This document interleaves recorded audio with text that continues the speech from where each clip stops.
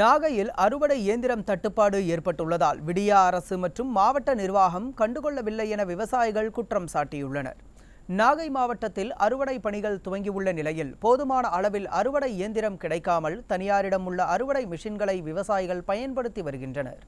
தனியார் அறுவடை இயந்திர முதலாளிகள் மற்றும் ஏஜென்ட் மூலம் 2800 முதல் 3000 வரை ஒரு மணி நேரத்திற்கு கூலி கேட்பதால் சிறு குறு விவசாயிகள் பெரும் இன்னலுக்கு ஆளாகி வருகின்றனர்.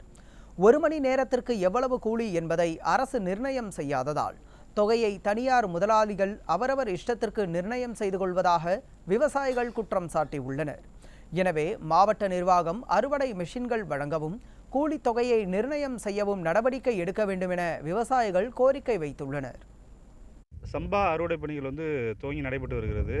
ஆனால் அறுவடை மிஷின் கிடைக்கவே இல்லை. அரசு வேளாண் பொறியியல் துறை சார்பாக நாகை மாவட்டத்தில் உள்ள அறுவடை இயந்திரங்கள்லாம் பெரும் முதலாளிகளுக்கும் அவங்க வேண்டியப்பட்டவங்களுக்கு மட்டுமே கொடுக்குறாங்க. இதனால் சாதாரண ஏழை எளிய விவசாயிகளுக்கு அவங்க இந்த அறுவடை மிஷினை கொடுக்குறதே இல்லை. பதிவு செய்யணும், அது பண்ணணும், இது பண்ணணும்னு சொல்லியே ஏமாற்றிடுறாங்க.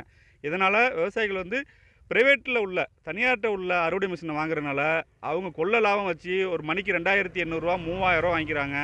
இதனால் விவசாயிகள் பெரிய அளவில் பாதிக்கப்படுறாங்க. எனவே நாகை மாவட்ட வேளாண் பொறியியல் துறை எல்லா விவசாயிகளுக்கும் தன்ட்ட உள்ள இருக்கக்கூடிய அறுவடை மிஷின்களை எல்லா பிளாக்குக்கும் பகிர்ந்து அளிக்கணும்.